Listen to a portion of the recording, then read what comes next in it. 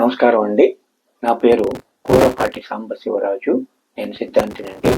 ముందు వీడియోలో మనం 6 రాసులు, వాటి జ్యోతిర్లింగాలు, ఏ తిథి రోజున నక్షత్రాల వాళ్ళు, ఏ నక్షత్రాల వాళ్ళు ఏ జ్యోతిర్లింగాలు దర్శించాలో, ఏ తిథి రోజున దర్శించాలో తెలుసుకున్నాం. ఈరోజు మా ఛానల్ నచ్చినట్లయితే తూట అవగాహన అనే ఛానల్కి మీరు యూట్యూబ్ ఛానల్కి సబ్స్క్రైబ్ చేసి, లైక్ చేసి, షేర్ చేయండి. నన్ను ఎంకరేజ్ చేయండి.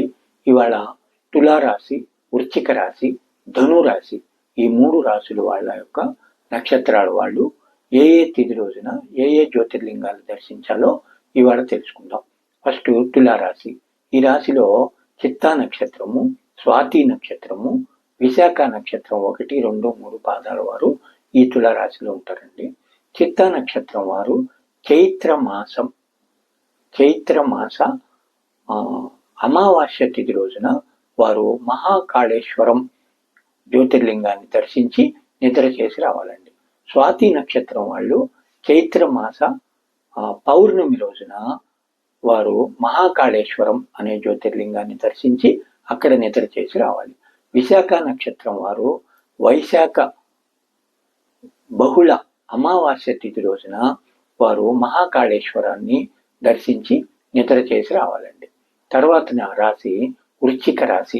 వృశ్చిక రాశిలో విశాఖ నక్షత్రం 4వ పాదము, అనురాధ నక్షత్రము, జ్యేష్ఠ నక్షత్రం ఈ 3 నక్షత్రాలు ఉంటాయండి. విశాఖ నక్షత్రం వారు వైశాఖ మాస అమావాస్య తిథి రోజున వారు గ్రీష్మేశ్వర జ్యోతిర్లింగాన్ని దర్శించి నిద్ర చేసి రావాలండి. అనురాధ నక్షత్రం వారు వైశాఖ శుద్ధ పౌర్ణమి తిథి రోజున గ్రీష్మేశ్వర స్వామిని జ్యోతిర్లింగాన్ని దర్శించి నిద్ర చేసి రావాలండి. 3వ నక్షత్రము జ్యేష్ఠ నక్షత్రం. వీరు జ్యేష్ఠ మాస అమావాస్య తిథి రోజున గ్రీష్మేశ్వరంలో జ్యోతిర్లింగాన్ని దర్శించి నిద్ర చేసి రావాలండి. తర్వాత రాశి ధనుస్సు రాశి. ధనుస్సు రాశిలో మూలా నక్షత్రము, పూర్వాషాఢ నక్షత్రము, ఉత్తరాషాఢ నక్షత్రం 1వ పాదం వారు ఉంటారండి.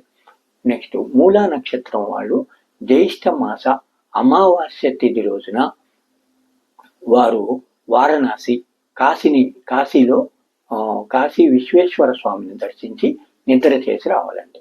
తర్వాత పూర్వాషాఢ నక్షత్రం వారు ఆషాఢ మాస బహుళ చతుర్దశి మాస శివరాత్రి రోజున వారణాసి కాశీ విశ్వనాథ స్వామిని దర్శించి నిద్ర చేసి రావాలి. తర్వాత ఉత్తరాషాఢ నక్షత్రం వారు ఆషాఢ మాస బహుళ చతుర్దశి తిథి రోజున వారు వారణాసి కాశీని దర్శించి నిద్ర చేసి రావాలండి. ఈ ఛానల్ నచ్చినట్టయితే మీరు సబ్స్క్రైబ్ చేసి, లైక్ చేసి, షేర్ చేయండి. ధన్యవాదములు.